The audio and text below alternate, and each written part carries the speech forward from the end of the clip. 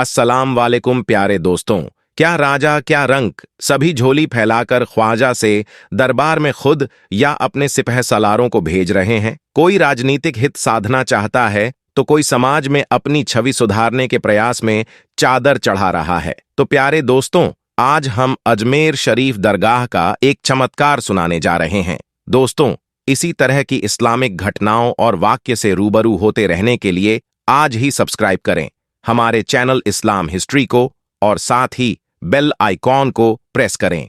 भारत में ऐसे अनेक तीर्थ हैं जो सभी धर्मों के लिए आस्था का केंद्र है। ऐसा ही एक तीर्थ है अजमेर शरीफ, जहां ख्वाजा मुइनुद्दीन चिश्ती की दरगाह है। लोग यहां अत्यंत श्रद्धा के साथ मन्नत मांगने आते हैं और मुराद पूरी होने पर ख्वाजा साहिब का शुक्राना अदा करने आते हैं।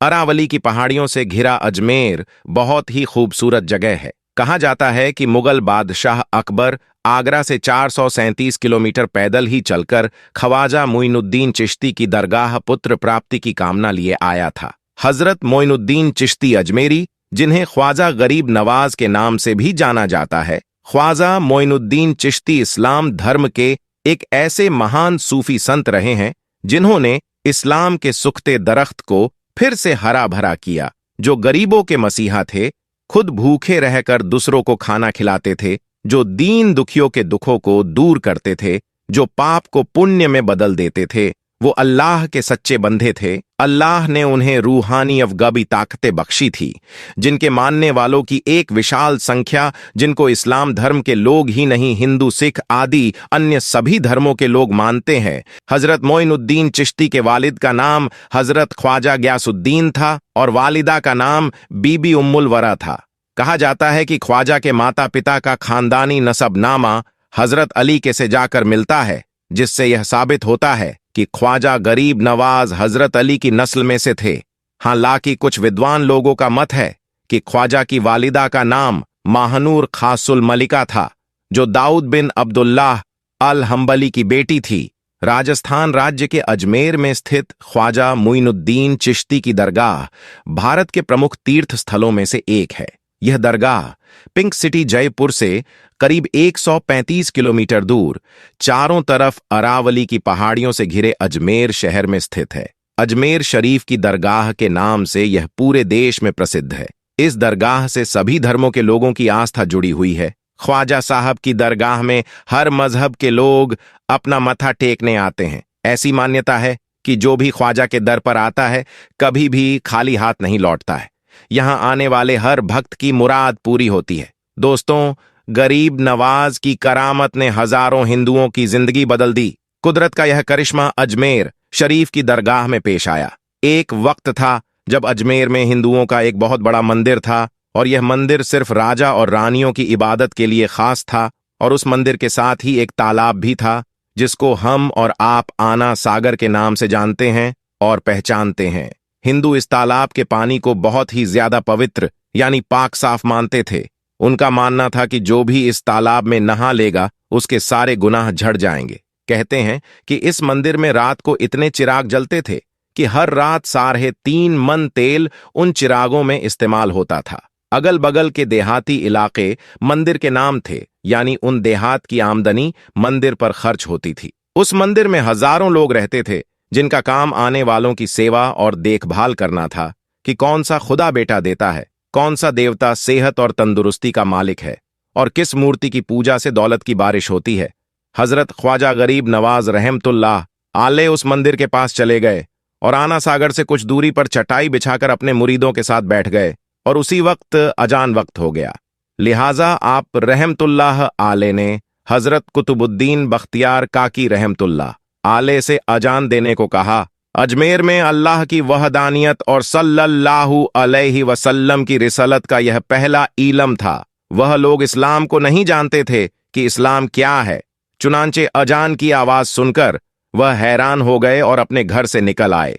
सब मुसाफिरों ने आना सागर के पानी से वजू किया और नमाज पढ़ना शुरू किया।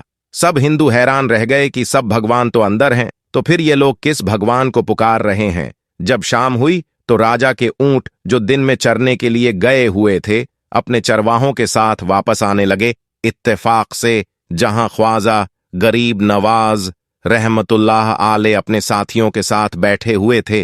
वह जगह राजा के ऊंटों के बैठने की जगह थी। चरवाहों ने ख्वाजा गरीब नवाज रहमतुल्लाह अली से कहा, उठो बाबा, ऊंटों के बैठने की जगह खाली करो आप। रहमतुल्लाह अली ने फरमाया कि इतना बड़ा मैदान पड़ा है, ऊंट तो कहीं भी बैठ सकते हैं, क्यों मुसाफिरों को तंग करते हो। आखिर उन्होंने बहुत बदतमीजी से कहा, ये राजा के ऊंटों के बैठने की जगह है और इधर राजा के ऊंट ही बैठेंगे, तुम लोग कहीं और डेरा लगाओ। आखिर आप रहमतुल्लाह आले ने उठते हुए हजरत कुतुबुद्दीन बख्तियार काकी रहमतुल्लाह आले से फरमाया, उठो कुतुबुद्दीन, ये कह रहे हैं कि ऊंटों के बैठने की जगह है, तो चलो ऊंट ही बैठे रहेंगे। ये कहकर आप रहमतुल्लाह आले अपने साथियों के साथ वहां से उठ गए। अगली सुबह जब ऊंटों को चराने का वक्त आया और उनको चराने के लिए जाने लगे, तो चरवाहों ने ऊंटों को उठाना चाहा, लेकिन पता नहीं वो ऊंट तो उठने के काबिल ही नहीं थे। उन्होंने ऊंट को मार मार कर जबरदस्ती उठाना चाहा, लेकिन वह बैठे ही रहे। चरवाहे बहुत ज्यादा परेशान थे कि जो ऊंट उनके एक इशारे पर उठ जाते थे, आज क्या हो गया है, क्यों नहीं उठ पा रहे हैं। आखिर उन्हें याद आया कि कल उस मुसाफिर फकीर ने कहा था कि चलो ऊंट ही बैठे रहेंगे। लोग इकट्ठा होना शुरू हो गए। कोई कह रहा था कि फकीर कोई काबिल जादूगर है और किसी ने कहा कि वह कोई भगवान का अवतार है। धीरे धीरे बात राजा तक पहुंच गई कि एक मुसाफिर फकीर ने राजा के ऊंटों पर जादू कर दिया है। राजा ने ख्वाजा गरीब नवाज रहमतुल्लाह अलैह को पैगाम भेजा कि तुम कैसे फकीर हो जो बेजुबानों को बांध कर रखते हो, यह बेचारे भूख प्यास से मर जाएंगे, इसीलिए मेहरबानी करके अपना जादू वापस ले लो। आप रहमतुल्लाह अलैहि ने फरमाया कि हम मुसलमान हैं और मुसलमान बद्दुआ नहीं करते, ना ही जादू करते हैं। जाओ कहो जिसके हुक्म से बैठे थे उसी के हुक्म से उठ खड़े हो जाओ। अब जो जाकर उठाया तो ऊंट फौरन उठ गए और हिंदुओं की दिलचस्पी उन मुसाफिरों में बढ़ने लगी। 5 वक्त अजान होती और नमाज की अदायगी की जाती। आखिर राजा तक यह बात पहुंच गई। कुछ फकीर आए हैं जो मुसलमान हैं, 5 वक्त अजान देते हैं और हमारे पवित्र तालाब को हाथ मुंह धोकर भ्रष्ट करते हैं, यानी कि नापाक कर देते हैं।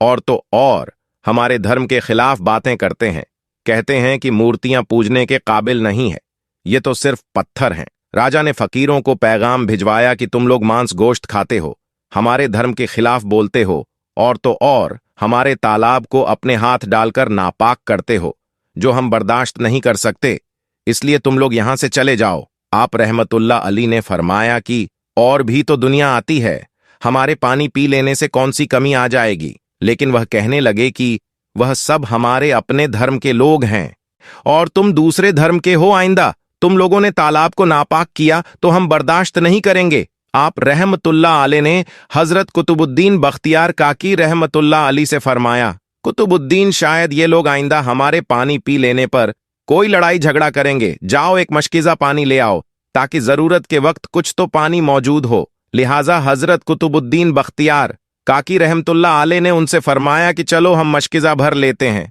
वह इस शर्त पर मान गए कि तुम्हारा जिस्म पानी से छूना नहीं चाहिए। हजरत कुतुबुद्दीन बख्तियार काकी रहमतुल्लाह आले तालाब की सीढ़ियों पर जाकर बैठे और मशकिजा पानी में डुबो दिया। जब वह भर गया तो हजरत कुतुबुद्दीन बख्तियार काकी रहमतुल्लाह आले ने वह मशकिजा ऊपर खींचा, लेकिन जैसे ही मशकिजा पानी से बाहर निकाला, आना सागर का पानी सूख चुका था। ऐसा लग रहा था कि आना सागर का सारा पानी मशकिजा में बंद हो गया था। आना सागर का सूखना था कि पूरे अजमेर में कोहराम मच गया और वह रो रहे थे कि जो हम गुनाहों की गठरियां लाते हैं और आना सागर में गुसल करके उनसे छुटकारा पा लेते हैं, अब हम गुनाहों का बोझ लिए किधर जाएंगे।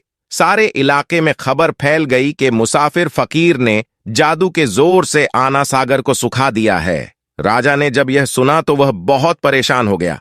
उसने अपने वजीरों को बुलाया, सबने यही कहा कि फकीर या तो जादूगर है या फिर कोई कामिल फकीर है। साथ ही वह परेशान हुए कि अजमेर की रौनक तो थी ही आना सागर के दम से, इसी की वजह से तो लोग दूर दूर से अजमेर आते थे और अपना ईमान ताजा करके लौटते थे। आना सागर के सुख जाने से हिंदू धर्म के प्रचार को बहुत बड़ा धक्का लगा था और यह बहुत ही हैरान करने वाली बात थी। आखिर तय किया गया कि फकीर से बात किया जाए, आखिर वह चाहता क्या है। अगर उसकी कोई जरूरत खाने पीने की चीज की है तो हम मान लेंगे, या फिर सब मर्द औरतें और बच्चे जाकर फकीर को मनाएंगे कि लोगों को परेशानी से बचा लीजिए और हम पर रहम कीजिए।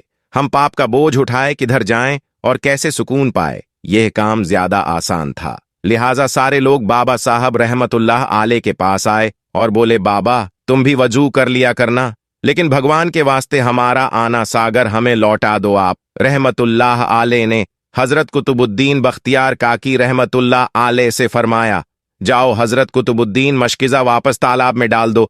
जैसे ही मशकिजा तालाब में उल्टा गया तो आना सागर किनारों तक उछल आया। उस पानी ने कई दिलों को धो डाला। हिंदू कौम की अपनी तारीखी किताबों में भी हिंदू इतिहासकार इस बात को मानते हैं कि उस शाम 32,000 हिंदू कलमा पढ़कर मुसलमान हुए थे।